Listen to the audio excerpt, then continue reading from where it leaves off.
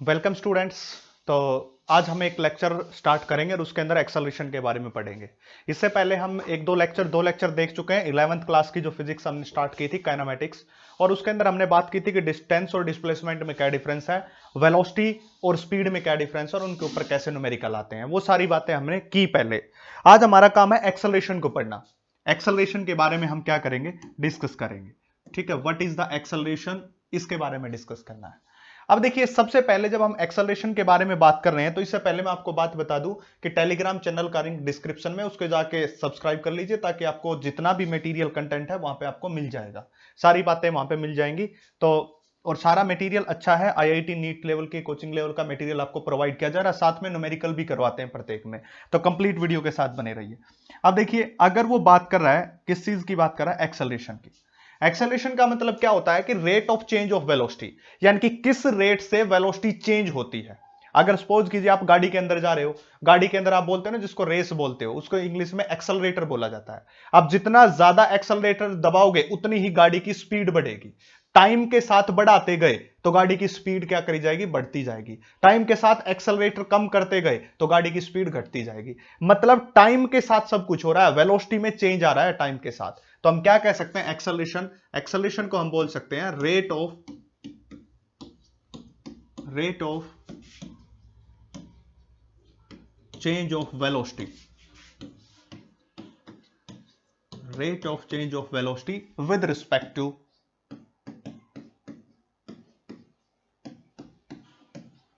Respect to time, उसको हम क्या कहते हैं, एक्सेलरेशन कहते हैं। That is known as acceleration. और कई बुक्स में ऐसे मिलेगा, ratio of change in velocity to time is called acceleration. वो कोई भी डेफिनेशन आप लिख सकते हो, उससे कोई फर्क नहीं पड़ने वाला ज्यादा। तो rate of change of velocity with respect to time is called acceleration. अब एक्सेलरेशन को सिंबॉलिकली ऐसे भी डिनोट कर देते हैं, और कहीं कहीं पे एक्सेलरेशन को बच्चा लोग ऐसे भी लिखा जाता है, इस तरह से,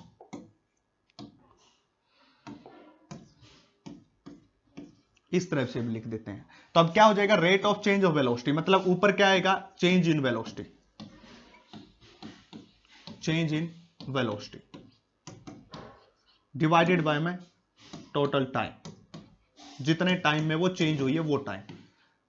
ठीक है, जितने टाइम में वो क्या हुई है, उसकी वेलोसिटी चेंज हुई है, उसको हम क्या कहते हैं, एक्सेलरेशन कहते हैं। उसको हम क्या बोलेंगे, एक्सेलरेशन बोलेंगे। जैसे ही आपने एक्सेलरेशन की बात की, तो एक्सेलरेशन एक ऐसी क्वांटिटी है जो कि वेक्टर क्वांटिटी में आती है, क्योंकि किससे रिलेट कर रही है, totally this is related with velocity. So velocity भी वेक्टर क्वांटिटी है, तो ये भी क्या हो जाएगी, वेक्टर क्वांटिटी।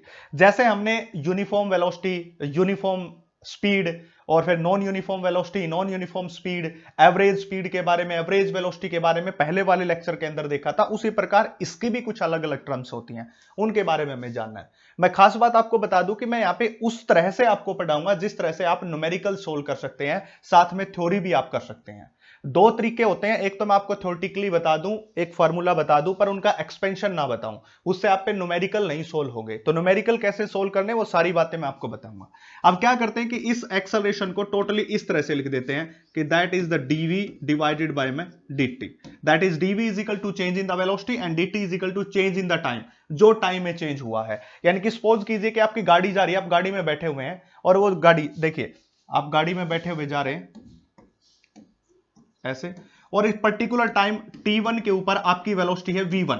ठीक है, अब आपने एक्सेलरेटर दबाया, एक्सेलरेटर दबाते ही t2 टाइम के ऊपर आपकी वेलोसिटी कितनी होगी, v2 के बराबर हो गया। अब कहता है कि जी एक्सेलरेशन बताइए, so the acceleration comes out to be v2 minus v1। v2 minus v1 का मतलब कितना आया है वेलोसिटी में चेंज।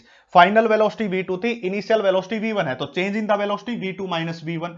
और टाइम कितना चेंज हुआ, that is t2 minus t1, इतना चेंज हुआ। तो ये क्या बन गई, एक्सेलरेशन बन गई। और इसी टर्म को हम क्या लिख देते हैं, dv। चेंज को पहले भी बताया है, चेंज को d से लिखा जाता है। जब ऐसी टर्म हो तो इसको इस टर्म में चेंज कर देते हैं, डिवाइडेड बाय में dt के बराबर। तो दैट इज द एक्सेलरेशन। अब क्या होता है कि सिंपली एक्सेलरेशन के ऊपर ऐसे बातें तो आ नहीं सकती है, जैसे आपने फॉर्मूला देख लिया भाई, आपको बता दिया गया कि जी एक्सेलरेशन इज इक्वल टू में dv डिवाइडेड बाय में dt। अगर इस पे वो क्वेश्चन आपसे पूछ रहा है तो ये अगला भी बेवकूफ है, और आप ऐसा सोच रहे हो कि वो इस पे पूछ लेगा तो आप भी बेवकूफ है, ऐसे तो करेगा नहीं, इसको थोड़ा मॉडिफाई करेगा। पहली बात तो मैं क्या कह सकता हूं, इसमें कुछ और नई चीज आपको डिनोट करके दिखाता हूं। That is D by D को अलग निकाला, मल्टीप्लाई बाई वी के। मतलब अगर मैं इस वेलोसिटी का फर्स्ट डेरिवेटिव निकाल दूं, अगर मैं वेलोसिटी का फर्स्ट डेरिवेटिव निकाल दूं तो वो क्या बन जाएगा भाई, एक्सेलरेशन बन जाएगा। फर्स्ट डेरिवेटिव तो मैं क्या कह सकता हूं, फर्स्ट डेरिवेटिव, फर्स्ट डेरिवेटिव, तो चलो क्या होगा, फर्स्ट डेरिवेटिव ऑफ वेलोसिटी, ये एक नई डेफिनेशन होगी। Derivative of velocity is called acceleration, उसको भी हम क्या कहते हैं, एक्सेलरेशन कहते हैं, is called acceleration. First derivative of velocity is called acceleration. देख सकते हो कि पहला डेरिवेटिव निकाल दिया हमने, एक्सेलरेशन आ गई। तो इसी प्रकार से आप देखिए नेक्स्ट क्या होगा, नेक्स्ट बात करते हैं। दूसरी क्या है कि इसी चीज को मैं ऐसे भी सोल्व कर सकता हूं कि जी acceleration is equal to dv divided by dt के बराबर होगा। अब देखिए अगर मैं यहां से वेलोसिटी की बात करूं, कल मैंने वेलोसिटी के बारे में आपको बताया था, तो वो था dx डिवाइडेड बाय dt। ये आपने पहले ही first derivative of displacement is called velocity, ये बात पहले वाले लेक्चर में बताई थी। किसी को नहीं पता तो प्लेलिस्ट में आपको वीडियो मिल जाएगी, वहां पे जाके देखिए और जल्दी से लाइक और सब्सक्राइब ठोक दीजिए जल्दी से, ताकि आपको ऐसी ऐसी वीडियोस मिलती रहें। Acceleration, that is d divided by dt, and what is the value of velocity, velocity is the this, and here dx divided by dt। देखिए बिल्कुल इजी हो गया। अब बन गया क्या इसका, इसका नया करामात हो गई है, d इंटू डी क्या बन जाएगा, d का स्क्वायर इंटू एक्स, और dt into d t total dt का स्क्वायर, ये हो जाएगा। तो ये क्या होगा, d square x by d t square is equal to में एक्सेलरेशन, और x यहां पे क्या है, ये x इज द डिस्प्लेसमेंट। बच्चा लोग x क्या है यहां पे, डिस्प्लेसमेंट है बबुआ, बकलोली नहीं करनी है, x इज द डिस्प्लेसमेंट। अगर मैं इस डिस्प्लेसमेंट का डबल डेरिवेटिव कर दूं, देखिए आप पहले क्या, इसके ऊपर स्क्वायर है, यहां पे कितनी पावर थी, 1 पावर थी, इसलिए हमने उसको क्या लिखा, फर्स्ट डेरिवेटिव। यहां पे क्या आ गया, स्क्वायर है, तो स्क्वायर को हम क्या कह सकते हैं, सेकंड डेरिवेटिव ऑफ डिस्प्लेसमेंट। इसको कैसे लिखते हैं, second derivative of displacement, displacement is called acceleration, is called acceleration. तो इसको भी हम क्या कहते हैं, एक्सेलरेशन कहते हैं। कई बार तो मैं बता दूं ये डायरेक्ट ही फॉर्म आई हुई है, ऐसे ही फॉर्म बना के पूछ लेता, 4 ऑप्शन दे देता है और आपसे पूछ लेगा इसमें कौन सा सही है। तो आपको पता होना चाहिए कि ये फॉर्म भी एक्सेलरेशन की होती है, और इससे पहले मैंने बताया ये फॉर्म भी एक्सेलरेशन की होती है। ये सारी फॉर्म्स किसकी हैं आपके पास, एक्सेलरेशन की हैं। ऐसे मॉडिफाई किया जा सकता है एक्सेलरेशन को, तो आपको ये बातें याद रखनी पड़ेगी। अब देखिए अभी अभी मैंने आपको एक चीज बताई है कि जो हमारे पास एक्सेलरेशन है, that is the acceleration is equal to में dv अपॉन dt के बराबर हो गया। अब देखिए अगर कोई आपसे पूछ ले, सपोज कर ले कि गिवन दैट, गिवन दैट ये सिचुएशन गिवन है कि एक्सेलरेशन इज इक्वल टू में 3t का स्क्वायर, सॉरी सिचुएशन गिवन आपको दे दी, सिचुएशन ये दे दी कि 3t का स्क्वायर प्लस में 5t प्लस 6 ऐसे दे दी। Find out the velocity of a body at t is equal to 2 second. 2 second के ऊपर velocity of body find out करनी है, ऐसे क्वेश्चन दे दिया आपको। और मैं खास बात आपको एक बता दूं, ये नीट के पसंदीदा क्वेश्चन है, सबसे मनपसंद क्वेश्चन है ऐसे ऐसे नीट में जो पूछे जाते हैं, और कई बार इन्हीं चीजों को आईआईटी तक लेके जाते हैं, क्योंकि नीट में खास बात होती है जो प्रीवियस ईयर आईआईटी में आए हुए हैं उन सब क्वेश्चंस के बारे में नीट में पूछा जाता है। क्वेश्चन देते हैं बहुत सारे, इसलिए उनको भी आपको करना पड़ेगा, और आईआईटी वालों को तो करना ही है। अब देखिए इस फार्मूले को देखिए, इस रिलेशन को देखिए, इस फार्मूले को देखिए, इस रिलेशन को देखिए, एक बार दोनों को एक तक देखिए, इसको देखिए और इसको देखिए। तो यहां पे अगर मैं एक्सेलरेशन से वेलोसिटी फाइंड आउट करना चाहता हूं तो मेरे पास एक ही रास्ता है कि मैं ऐसा बना दूं इसको, dv इज इक्वल टू में a इंटू में dt, ऐसी इक्वेशन बना दूं, that is the dv is equal to में what is the value of acceleration given that is 3t का स्क्वायर। ये तो गलत बन गया भैया, क्या हो जाएगा, 3t का square plus next is 5t plus 6, और बाहर कौन रहेगा, dt रहेगा। अब यहां पे ऐसी इक्वेशन को सोल्व करना होता है तो हमें पता है क्या करना होता है भाई, इंटीग्रेशन करना होता है। क्या करना पड़ेगा, इंटीग्रेशन, इसका भी इंटीग्रेशन। अब dv का इंटीग्रेशन किसके बराबर, v के बराबर। इसको अलग अलग कर लेते हैं सबको ऐसे, 3t स्क्वायर इंटू dt, इसका इंटीग्रेशन अलग से सोल्व कर लेंगे, 5t इंटू dt इसका इंटीग्रेशन अलग से सोल्व करेंगे और 6 इंटू डी टी इसका इंटीग्रेशन अलग से सोल्व करेंगे। अब दैट इज द वेलोसिटी, इसका सोल्व करेंगे तो देखो 3 कॉमन है, टी स्क्वायर का इंटीग्रेशन क्या होता है टी 2+1 डिवाइडेड बाय 2+1, ये इंटीग्रेशन का रूल होता है, एक ऐड हो जाएगा और एक उसमें से क्या हो जाएगा जो आएगी संख्या वो नीचे। अब 5 इंटू टी की पावर 1 थी तो 1+1 डिवाइडेड बाय 1+1 प्लस में 6 कांस्टेंट और डी टी का इंटीग्रेशन कितना टी के बराबर। इसको सोल्व कीजिए further, that is velocity comes out to be 3 से ये 3 कैंसिल आउट, टी की पावर 3 प्लस ये हो जाएगा 5 डिवाइडेड बाय 2 इंटू टी का square plus 6t।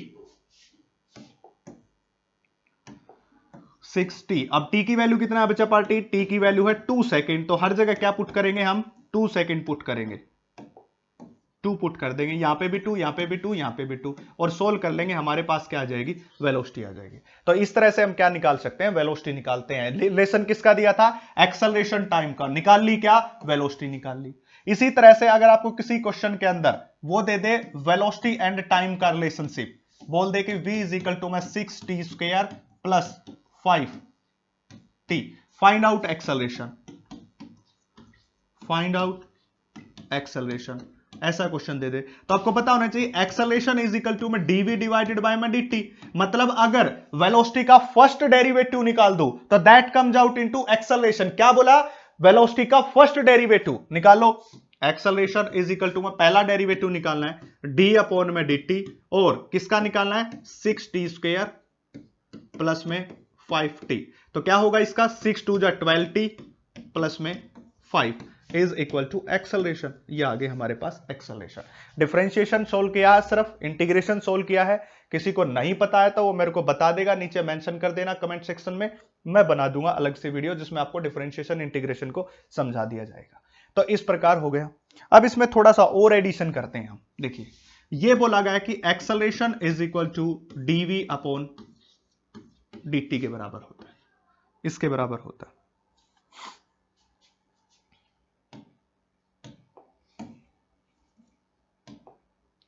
That is dv upon dt के बराबर होता है। ये हमारे पास एक्सेलरेशन है और इस एक्सेलरेशन से कैसे वेलोसिटी फाइंड आउट करनी है, कैसे एक्सेलरेशन फाइंड आउट करनी है, जो इक्वेशन दे रखी है उससे मैंने आपको बता दिया। अब हम क्या कर सकते हैं, देखिए ये जो हमारे पास वेलोसिटी है, ये हमारे पास क्या बच गई वेलोसिटी। अब देखिए क्या कर सकते हैं, वेलोसिटी को हम कैसे लिख सकते हैं। अब आप एक बात सोचिए, जो हमारे पास dv होता है change in the velocity, that is equal to dx divided by dt, इसके बराबर होता है। अगर मैं यहां से निकालना चाहूं, या फिर आप इसको ऐसे लिख सकते हो, इसके बजाय आप ऐसे भी लिख सकते हो, v इज इक्वल टू में change in the displacement upon change in time. ये इक्वेशन भी हो सकती है और ये भी हो सकती है। अगर मैं यहां से dt निकालना चाहूं, अगर मैं यहां से dt निकालना चाहूं तो निकाल लीजिए dt क्या आएगा, that is the dt is equal to it comes out to be a dx divided by में v के बराबर। Here put we have put here value acceleration is equal to में dv और dt is the dx divided by v, so acceleration comes out to be a v dv divided by dx। This is the again equation. ये एक equation हो सकती है इसकी, ये भी एक इक्वेशन हो सकती है। तो इस प्रकार से किसी भी टाइप से मॉडिफिकेशन आपसे करवा सकता है, तो आपको मॉडिफिकेशन के लिए सारे फार्मूले याद होने चाहिए। जैसे मैंने आपको पहले ही बताया था कि वेलोसिटी का फार्मूला क्या होता है dx अपॉन में dt। अब एक्सेलरेशन के फार्मूले मैंने बताया, that is the dv upon dt and another formula of acceleration is equal to में d square x divided by में dt का स्क्वायर। ये सारे फार्मूले बड़े इंपॉर्टेंट हैं, इनको इंपॉर्टेंट याद रखना है। जैसे आप अपनी गर्लफ्रेंड का नाम याद रखते हो, अच्छे से उसके बारे में जानते हो, वैसे ही आपको इन सब के बारे में जानना होगा। ऐसे ही फिजिक्स को जैसे आप पढ़ते हो ना अपनी गर्लफ्रेंड के लिए, तो वैसे ही आप उसके बारे में जानते क्यूरियस रहते हैं, वैसे ही फिजिक्स के बारे में क्यूरियस रहिए। आप 100% डॉक्टर या इंजीनियर बन जाएंगे। एक बार बन के तो देखिए, आप करके तो देखिए, वैसे ही उस शिद्दत से इसके पीछे पड़िए। वो कहते हैं ना ढूंढने से तो भगवान भी मिल जाता है, तो ये भी मिल जाएगा, कोई प्रॉब्लम नहीं है। अब इसके बाद क्या है कि इसकी कुछ प्रॉपर्टीज होती हैं, ये कुछ प्रॉपर्टीज को कैरी करता है, वो सारी कैरेक्टरिस्टिक्स, वो सारी प्रॉपर्टीज समझ गए ना। अभी मैंने बोला आप याद रखते हो प्रॉपर्टी, वैसे ही जैसे वेलोसिटी की याद रखी, जैसे डिस्प्लेसमेंट की याद रखी, वैसे ही एक्सेलरेशन की प्रॉपर्टीज को याद रखना होगा आपको। एक्सेलरेशन की प्रॉपर्टीज ऑफ एक्सेलरेशन, ठीक है, 1 बाय 1 करके प्रॉपर्टीज के बारे में देखेंगे। देखिए सपोज कीजिए कि पहली प्रॉपर्टी की बात कर रहा हूं मैं, सबसे first one property, it is a vector quantity. कैसी क्वांटिटी है भाई? वेक्टर क्वांटिटी, ठीक है। सेकंड बात करते हैं, यूनिट हो जाएगी इसकी, एक्सेलरेशन की unit is equal to metre per second square, ठीक है। वेक्टर क्वांटिटी कौन सी होती है? कैसी क्वांटिटी जिसके पास डायरेक्शन भी है, मैग्नीट्यूड भी है और लॉ ऑफ वेक्टर एडिशन को फॉलो करता है। इस चैप्टर में, इससे बाद हम वेक्टर के बारे में ही कंप्लीट डिस्कशन करेंगे, उसके बारे में आपको कंप्लीट डिटेल दी जाएगी। थर्ड बात करते हैं, अगर कहीं पे वेलोसिटी की वैल्यू 0 है तो वहां पे जरूरी नहीं एक्सेलरेशन 0 होगा। तो क्या कहेंगे? If velocity is 0 then it is not compulsory, it is not compulsory, ये कोई कंपल्सरी नहीं है, it is not compulsory that acceleration is equal to 0। ये कोई कंपल्सरी बात नहीं है कि अगर वेलोसिटी 0 है तो एक्सेलरेशन 0 होगी। इसका छोटा सा एग्जांपल देता हूं। सपोज कीजिए आपने कोई चीज को ऊपर फेंका, आप बॉडी ऊपर जा रही है, देखो ऐसे जाएगी, नीचे से एक पत्थर फेंका वो ऊपर जाएगा और जाके ऐसे फिर वापस क्या आएगा? नीचे आएगा। जब वो ऊपर जा रहा है तो इसकी वेलोसिटी डिक्रीज हो रही है, डिक्रीज हो रही है, डिक्रीज, और मैक्सिमम पॉइंट पे जाने के बाद इसकी वेलोसिटी होगी 0, बट अभी भी एक्सेलरेशन है इसके पास। वो एक्सेलरेशन किसके बराबर है? एक्सेलरेशन ड्यू टू ग्रेविटी के बराबर है। मतलब बॉडी की वेलोसिटी तो 0 हो गई, बट उसके बाद स्टिल उसके पास क्या है? एक्सेलरेशन है। तो इसलिए बोला जाता है अगर वेलोसिटी 0 है तो जरूरी नहीं है कि, कंपल्सरी नहीं है कि उसकी एक्सेलरेशन 0 होगा। तो ये मोशन हमने बता दी आपको फ्री फॉल की, जब कोई बॉडी ऊपर से नीचे से ऊपर तक फेंकी जाती है, यहां पे गई, एक मोमेंट के लिए रुकेगी, जब इसकी वेलोसिटी 0 हो जाएगी फिर से नीचे आएगी, ये बात। तो इसका मतलब क्या हुआ? इसका मतलब यह हुआ कि किसी बॉडी के लिए कंपल्सरी बात नहीं है कि उसके लिए,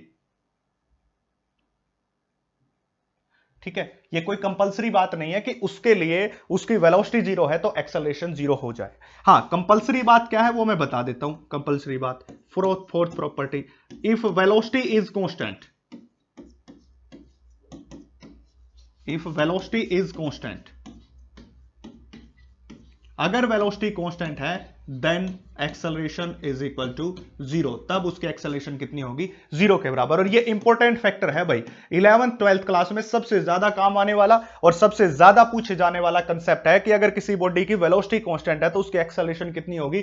0। अब वो क्या कहेगा? किसी क्वेश्चन के अंदर आपको ये नहीं बताएगा कि एक्सेलरेशन 0 है, वो क्या बोलेगा? वेलोसिटी इज कांस्टेंट है, ये बोलेगा। कैसे बोलेगा? इसका भी छोटा सा एग्जांपल देता हूं आपको।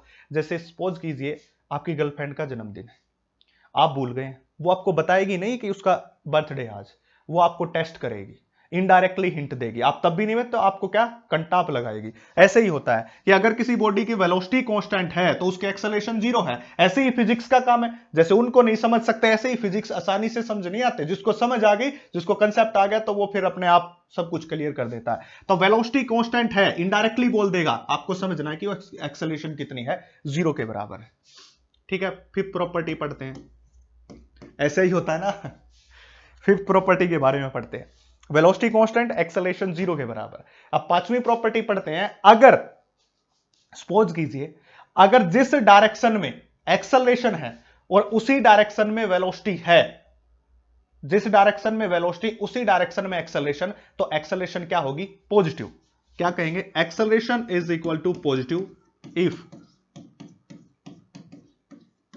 direction of velocity and acceleration are same. If direction of velocity and acceleration are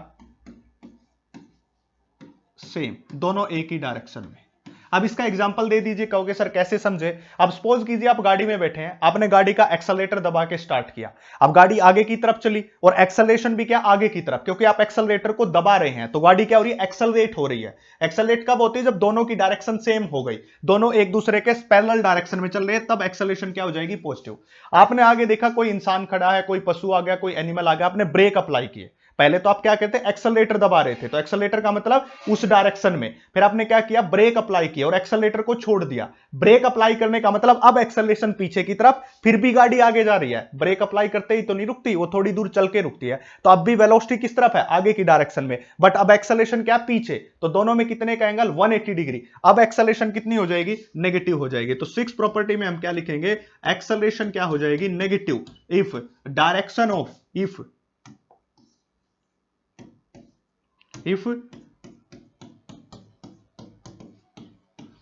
direction of velocity and acceleration are opposite, अगर दोनों की क्या हो जाएगी, अपोजिट हो जाएगी, direction of velocity and acceleration are opposite, दोनों अपोजिट हैं, तो वहां पे क्या हो जाएगा, एक्सेलरेशन नेगेटिव हो जाएगी। तो ये बात आपको समझनी, ये कुछ इंपॉर्टेंट खास बात प्रॉपर्टीज थी 5-6, ये आपको पता होनी चाहिए एक्सेलरेशन की प्रॉपर्टीज, ठीक है। अब नेक्स्ट हम इसके अंदर देखते हैं, कुछ ग्राफ्स के बारे में बात करते हैं, उससे पहले हम अलग अलग टाइप की वेलोसिटी देख लेते हैं, फिर ग्राफ पे चलेंगे। जैसे कि सबसे पहले मैं बात करूं, कोई कहता है कि जी uniform velocity, sorry uniform acceleration. Uniform acceleration का मतलब क्या है कि सपोज कीजिए एक बॉडी ए पॉइंट से चली और वो पॉइंट किस पे गई, बी पे, और फिर वो किस पे गई, सी पे, और फिर किस पे गई, डी पे। अब सपोज कर लिया कि यहां से यहां तक का जो इसने टाइम लिया वो 10 सेकेंड, यहां से यहां तक का भी है 10 सेकेंड, और यहां से यहां तक का भी है 10 सेकेंड है। यहां पे वेलोसिटी थी उसकी 10 मीटर पर सेकेंड, यहां पे हो गई 20 मीटर पर सेकेंड, और यहां पे हो गई 30 मीटर पर सेकेंड। अब आप एक बात देखने को मिल रही है कि पहले 10 सेकंड में 0 से स्टार्ट होके कहां तक गई, 10 तक, फिर अगली 10 सेकंड में कितनी पहुंच गई, 20 तक, फिर से कितने का चेंज आया, 10, अगली 10 सेकंड में फिर से कितने का चेंज आया, 10 का। अगर इसका मतलब यह हुआ कि प्रत्येक इंटरवल में इक्वल वेलोसिटी का चेंज आ रहा है, यहां पे ये मत देखना 10 से 20 गई है तो 10 का चेंज, 20 से 30 गई तो 10 का चेंज, हर 10 सेकंड के अंदर उसकी वेलोसिटी में कितने का चेंज आ रहा है, 10 सेकंड का, तो उसको क्या कहते हैं, यूनिफॉर्म वेलोसिटी कहते हैं, ठीक है। तो ये क्या कहेंगे, if velocity of a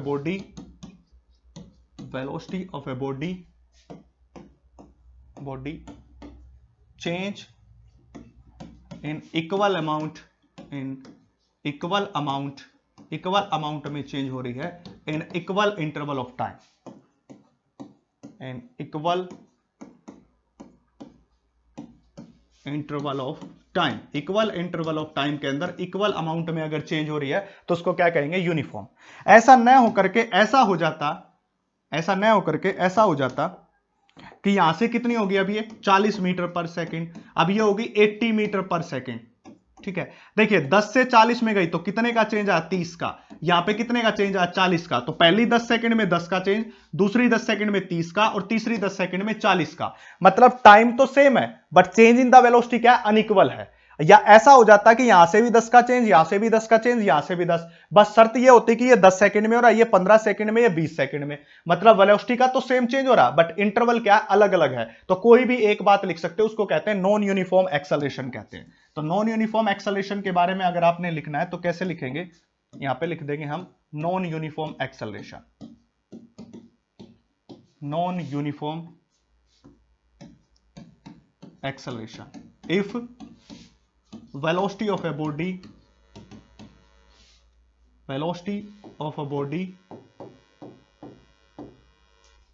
change in unequal amount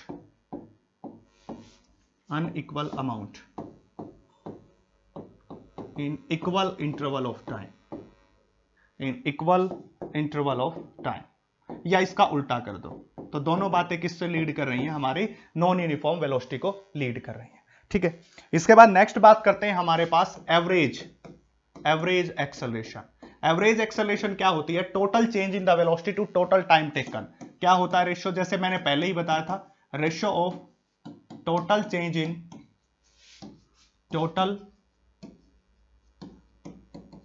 in velocity to total time taken,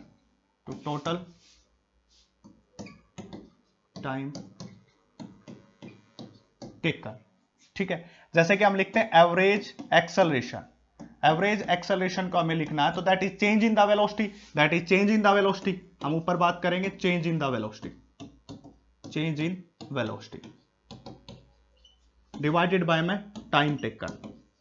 देखिए क्या होता है कि बच्चा लोग जब आप पढ़ते हो तो आप देख सकते हो कि कहीं पे आपको 5 सेकंड की या 5 मिनट की या 7 8 10 मिनट की वीडियो मिल गई, आप देखोगे कि हाँ इसमें तो 5 मिनट में आपको एक्सेलरेशन समझा दिया है, बट वो एक्सेलरेशन आप एक बोर्ड के लिए आज से हरियाणा बोर्ड या कोई स्टेट बोर्ड में लिख सकते हो। आप आईआईटी नीट या सीबीएसई बोर्ड के लिए प्रिपेयर कर रहे हो तो आप ये मत समझना कि वो वीडियो 10 मिनट में आपको समझा देगा, सब कुछ हो गया, नहीं।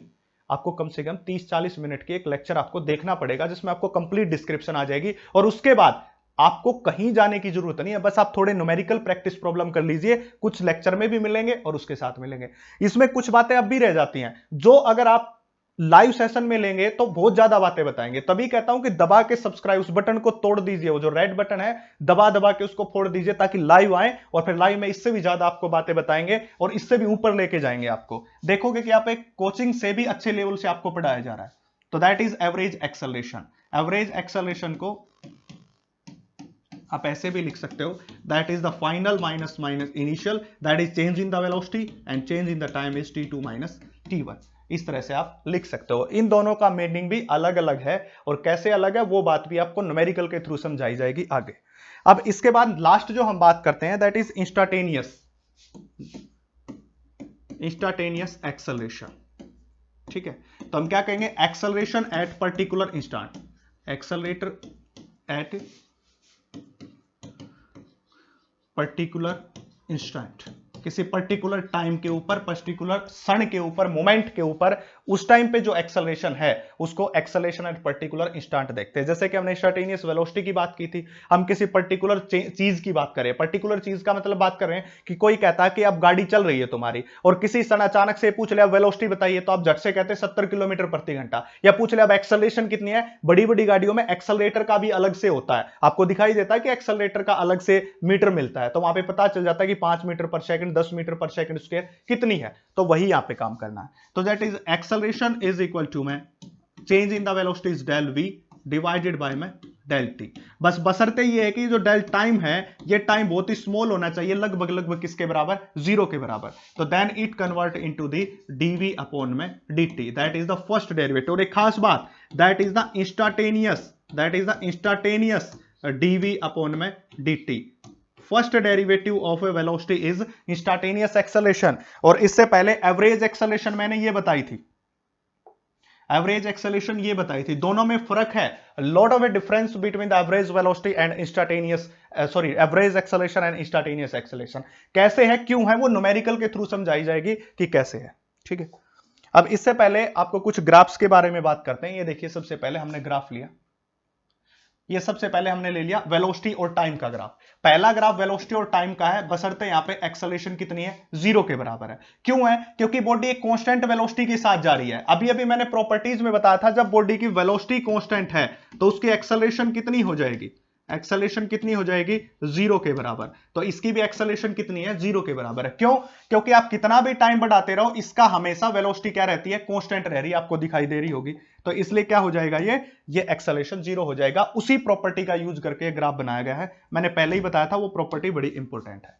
सेकंड क्या हो जाएगा, वेलोसिटी और टाइम का ग्राफ है। यहां पे जो एक्सेलरेशन है वो कैसी है, यूनिफॉर्म एक्सेलरेशन है, यूनिफॉर्म एक्सेलरेशन। बशर्ते ये है कि इसकी इनिशियल वेलोसिटी कहां से स्टार्ट हो रही है, 0 से। इस ग्राफ के लिए इसकी इनिशियल वेलोसिटी कहां से स्टार्ट हो रही है, 0 से स्टार्ट हो रही है, ओरिजिन से स्टार्ट हो रही है, और एक्सेलरेशन क्या है, यूनिफॉर्म है। अब कहोगे कि सर कैसे पता चला यूनिफॉर्म है, देखिए इक्वल इंटरवल ऑफ टाइम के अंदर इक्वल चेंज हो रही है, देख लीजिए इक्वल इंटरवल ऑफ टाइम के अंदर इक्वल चेंज आ रहा है, ये देखो इक्वल इंटरवल ऑफ टाइम के अंदर इक्वल चेंज आ रहा है, इसलिए हमारे पास क्या हो जाएगा ये, इसलिए हम इसको क्या कहते हैं, इसको कहते हैं हम यूनिफॉर्म एक्सेलरेशन के साथ। तो ये बॉडी क्या है, uniform acceleration with initial velocity 0 के साथ मूव कर रही है। नेक्स्ट में बात करते हैं, ये भी क्या है, यूनिफॉर्म। अब देखिए इसकी initial velocity is not equal to 0, 0 के बराबर नहीं है। इसकी इनिशियल वेलोसिटी तो 0 थी, बट उसकी इनिशियल वेलोसिटी 0 के बराबर नहीं है, कुछ ना कुछ उसके पास है इतनी, और एक्सेलरेशन फिर से कैसी है, इसकी यूनिफॉर्म है, आगे यूनिफॉर्म एक्सेलरेशन है। ठीक है, क्योंकि इक्वल अमाउंट में वेलोसिटी चेंज हो रही है इक्वल इंटरवल ऑफ टाइम के अंदर। नेक्स्ट बात करते हैं, तो ये ओरिजिन से स्टार्ट हो रही है, इसकी इनिशियल वेलोसिटी 0 के बराबर है, बट जो एक्सेलरेशन है वो कैसी है, नॉन यूनिफॉर्म है। अब की बार यूनिफॉर्म एक्सेलरेशन नहीं है, नॉन यूनिफॉर्म एक्सेलरेशन है, non uniform. Non uniform acceleration. आपको दिखाई दे रहा होगा कि ग्राफ कुछ इस तरह से जा रहा है, स्ट्रेट लाइन ग्राफ नहीं है। अगर इस तरह से स्ट्रेट लाइन ग्राफ होता तो हम ये कह सकते थे कि यहां पे इक्वल अमाउंट में वेलोसिटी चेंज होती है इक्वल इंटरवल ऑफ टाइम में, बट यहां पे ऐसा नहीं है। यहां पे अलग अलग वेलोसिटी चेंज होगी अलग अलग टाइम इंटरवल में। देख लीजिए, ये देखिए, ये अलग टाइम इंटरवल है और अलग अलग वेलोसिटी। ये अगर t1 टाइम है, ये t2 टाइम है, ये v1 वेलोसिटी है, ये v2 वेलोसिटी है। इक्वल अमाउंट में चेंज नहीं होगा। जो t2 t1 का डिफरेंस है और v2 v1 का डिफरेंस है, फिर अगला v3 v2 का डिफरेंस होगा। अगर मैं इसको अगला डिफरेंस लूं ऐसे, देखिए अब और नजदीक आ गया इसके, ये t3 नजदीक आ गया और ये v3, यहां पे गैप हो गया ज्यादा और यहां पे गैप हो गया कम, तो कैसा हो जाएगा? नॉन यूनिफॉर्म हो जाएगा। नेक्स्ट इसकी बात करते हैं। इसके अंदर आपको दिखाई दे रहा हो कि इनिशियल वेलोसिटी क्या है? पॉजिटिव है।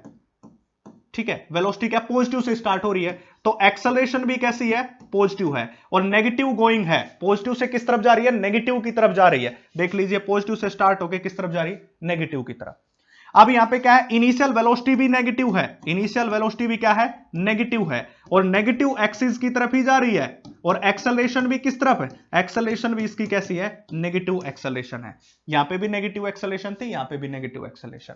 यहां पे क्या है? ये यूनिफॉर्मली पॉजिटिव वेलोसिटी से नेगेटिव वेलोसिटी की तरफ जा रहा है। ऊपर की तरफ क्या था? पॉजिटिव, और नीचे की तरफ क्या? नेगेटिव। और इसकी एक्सेलरेशन भी टुवर्ड किसकी तरफ जा रही है? पॉजिटिव से स्टार्ट होके और किस तरफ मूव कर रही है? नेगेटिव तक। यहां पे पॉजिटिव एक्सेलरेशन और डाउनवर्डली डिक्रीजिंग जा रही है नेगेटिव एक्सेलरेशन की तरफ। ये सारे ग्राफ इस तरह से आपको करने हैं।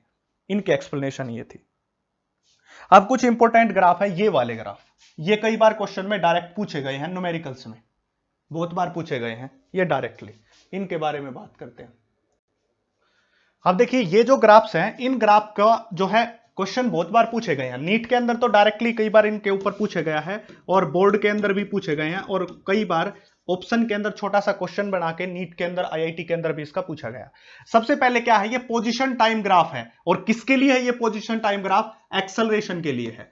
खास बात यह है कि जैसे इससे पहले हमने ग्राफ किए, वो तो वेलोसिटी और टाइम के बीच ग्राफ किए थे, क्योंकि हमें पता है कि acceleration is equal to velocity upon time. तो डायरेक्टली क्या आ जाता है? ग्राफ आ जाता है वेलोसिटी और टाइम का। अगर कोई कहता है कि भाई हमारे पास जीरो एक्सेलरेशन है, अब मैं कहूं कि वेलोसिटी इज इक्वल टू मैं एक्सेलरेशन इनटू टाइम के बराबर। अब एक्सेलरेशन जीरो का मतलब वेलोसिटी जीरो, मतलब एक कांस्टेंट वेलोसिटी। अब कांस्टेंट वेलोसिटी है तो हमने दिखा दिया कांस्टेंट वेलोसिटी का ग्राफ।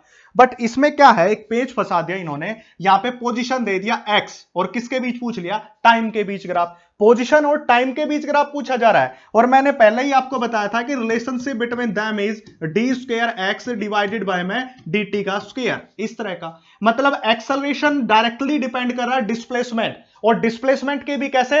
अपवर्ड हाइपरबोला की तरफ। बोला देखिए, ये स्ट्रेट लाइन ग्राफ तो हो नहीं सकता, क्योंकि ये क्या है? स्क्वायर है, यानी कि स्क्वायर के ऊपर डिपेंड कर रहा। तो ग्राफ किस टाइप का बनेगा? इस टाइप का। That is this type of a graph. ये ग्राफ बन गया, और that is for positive acceleration. ये किसको शो कर रहा है? पॉजिटिव एक्सेलरेशन को शो कर रहा है। इसी प्रकार सिमिलर ग्राफ तो इस तरफ बनेगा, ये ग्राफ बन गया, पर ये किसके लिए होगा? नेगेटिव एक्सेलरेशन के लिए होगा बच्चा लोग। नेगेटिव एक्सेलरेशन का मतलब इसके आगे क्या आ गया? नेगेटिव, जिसको हम क्या कहते हैं? रिटार्डेशन। नेगेटिव एक्सेलरेशन को हम क्या बोलते हैं? रिटार्डेशन भी लिखा मिलेगा कहीं पे। रिटार्डेशन का मतलब क्या है? कि कोई बाइक आगे जा रही है आपको, या गाड़ी आगे जा रही है, आपने देखा कि आगे कोई ऑब्जेक्ट आ गया, तो आप ब्रेक अप्लाई करोगे तो वो क्या होगी? बॉडी डी एक्सेलरेट होगी, और उसी डी एक्सेलरेशन के कारण यहां पे क्या आ गया? नेगेटिव साइन, और इसको क्या बोल दिया? रिटार्डेशन। और रिटार्डेशन के लिए कैसा हो जाएगा? Negative acceleration. और ये किसके लिए था? पॉजिटिव एक्सेलरेशन के लिए था। और नेक्स्ट क्या हो जाएगा? ये acceleration is equal to zero, zero acceleration के लिए। अब कहोगे कि सर ऐसा ग्राफ तो आपने यूनिफॉर्म एक्सेलरेशन के लिए बोला था, बट उसमें एक डिफरेंस था कि वो ग्राफ वेलोसिटी और टाइम के बीच का था, बट यहां पे ग्राफ किसके बीच है? पोजीशन और टाइम के बीच का ग्राफ है, और इसलिए उसकी एक्सेलरेशन क्या हो जाएगी? जीरो के बराबर। इनिशियली ये कहीं पे प्रेजेंट है, इनिशियली जीरो पे नहीं है, इनिशियली इसके पास कोई ना कोई पोजीशन है, बट इसकी एक्सेलरेशन क्या है? जीरो है। तीनों के तीनों ग्राफ याद रखना, डायरेक्टली क्वेश्चन भी आ सकता है कि zero positive acceleration, negative acceleration and zero acceleration के साथ कैसे होता है। अब इसके ऊपर न्यूमेरिकल देखते हैं। देखिए, सबसे पहला न्यूमेरिकल की बात करते हैं इलस्ट्रेशंस की। ए particle describe an angle theta in the circular path with a constant speed. Constant speed के साथ ऐसे सर्कुलर पाथ को क्या कर रहा पार्टिकल जो है डिस्क्राइब कर रहा है। Find out the change in the velocity of the particle. सबसे पहले क्या पूछा जा रहा है? चेंज इन वेलोसिटी पूछ रहा है हमसे, वेलोसिटी का चेंज। चेंज इन वेलोसिटी का मतलब जब p से क्या हो गया? p के ऊपर इसकी वेलोसिटी v1, q के ऊपर इसकी वेलोसिटी v2, यानी कि एक वेक्टर हमारे पास इस तरह से और दूसरा वेक्टर इस तरह से है। या that is the v1 vector and that is v2 vector, और इन दोनों का हमें क्या बताना, रिजल्टेंट। अब इन दोनों का रिजल्टेंट जो बताया जाता है वो parallelogram law of vector addition से बताया जाता है। वेक्टर के बारे में पर्टिकुलर आगे कंप्लीट डिस्क्रिप्शन करेंगे, बट ये क्वेश्चन वेलोसिटी पे दे रखा है और होगा सोल्व वेक्टर से ही, तो मैं थोड़ा सा बता देता हूं। वेक्टर एडिशन का फार्मूला होता है, फार्मूला बता देता हूं मैं आपको, देखिए फार्मूला होता है रिजल्टेंट इज इक्वल टू में a square plus b square plus 2ab cos theta, ये फार्मूला होता है, ठीक है। इसको एक्सप्लेन बाद में कर देंगे हम। अब देखिए इस दोनों वेक्टर्स का हमें रिजल्टेंट निकालना है, दोनों वेक्टर का, तो हम कैसे निकालेंगे, दैट इज द v1 का स्क्वायर प्लस v2 का स्क्वायर प्लस 2v1 v2, और यहां पे cos 180 डिग्री एंगल बन जाएगा, क्योंकि ये एंगल क्या थीटा है, और यहां पे ये एंगल, ये कंप्लीट लेंगे इस वेक्टर को, तो कितना हो जाएगा 180 minus theta under the root, that is the average velocity. Change in velocity पूछ रहा है, del v, change in velocity क्या, डेल v, डेल का मतलब क्या होता है चेंज, और v1 वेलोसिटी v2 वेलोसिटी के इक्वल है, कांस्टेंट स्पीड v, देखिए कांस्टेंट बोल रहा है, कांस्टेंट का मतलब v1 की वैल्यू v है और v2 की वैल्यू भी क्या है, v के बराबर है। यहां पे रखेंगे v का square plus v square plus 2v into v, कोस 180 डिग्री की वैल्यू क्या होती है -1, सॉरी यहां पे मैंने ये 180 नहीं, यहां पे लिखना पड़ेगा मुझे 180 माइनस थीटा, तो इसकी वैल्यू कितनी हो जाएगी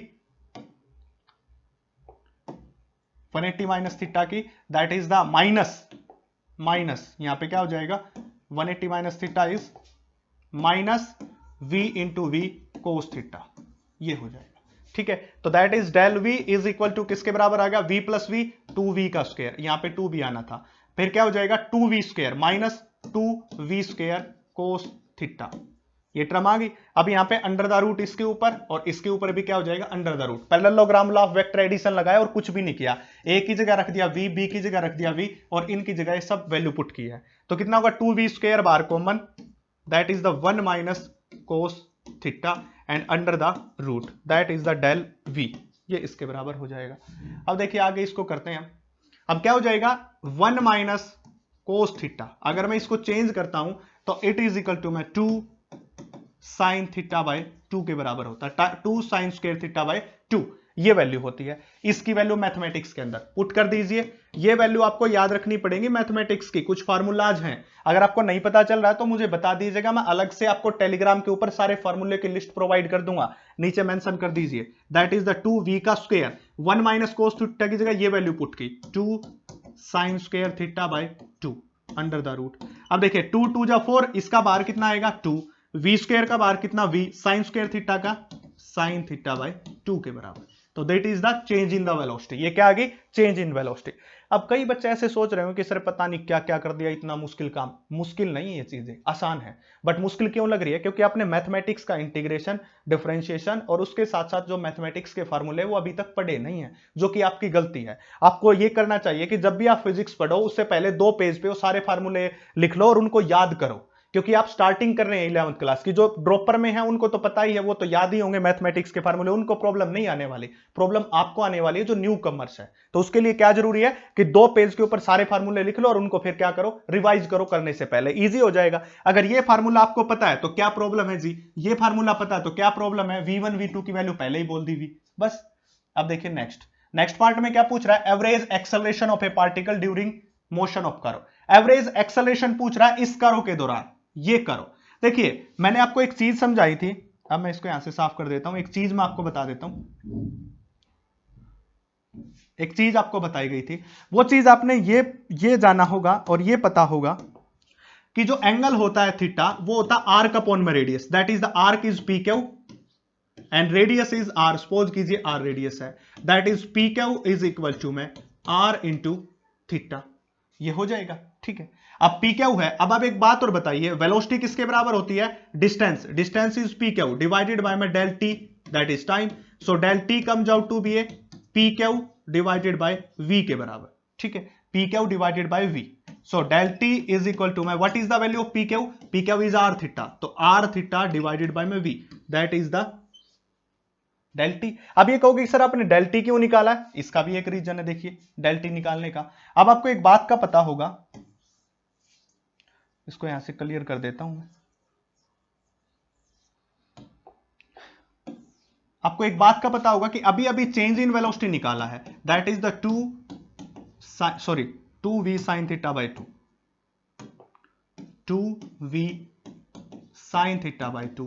अब ये क्या पूछ रहा है, एक्सेलरेशन पूछ रहा है, तो एक्सेलरेशन किसके बराबर होगी, dv डिवाइडेड बाय में dt, या फिर del v divided by del t, कुछ भी लिख लो, ठीक है। तो हमें क्या निकालनी है, एक्सेलरेशन। तो डेल v की वैल्यू कितनी है, ये रही, that is 2 sin theta by 2। What is the value of del t, that is r theta by v, और एक v यहां पे भी था, ये वाला, ये आ जाएगा एक्सेलरेशन का आंसर। इस तरह से निकाल लेंगे, सीधा सा क्वेश्चन है, कोई प्रॉब्लम नहीं है। नेक्स्ट देखिए कैसे होगा, ये क्वेश्चन बड़ा इंपॉर्टेंट है, सैंपल प्रॉब्लम है। क्या कह रहा है, the velocity of a particle is given by, particle की वेलोसिटी दे रखी है, that is the 3t² plus 6 centimetre per second, metre में नहीं दे रखी। Find out the change in the velocity of particle during the time interval t1 is equal to में 2s 2, t2 is equal to में 4s। इस interval के अंदर हमें फाइंड आउट करनी है।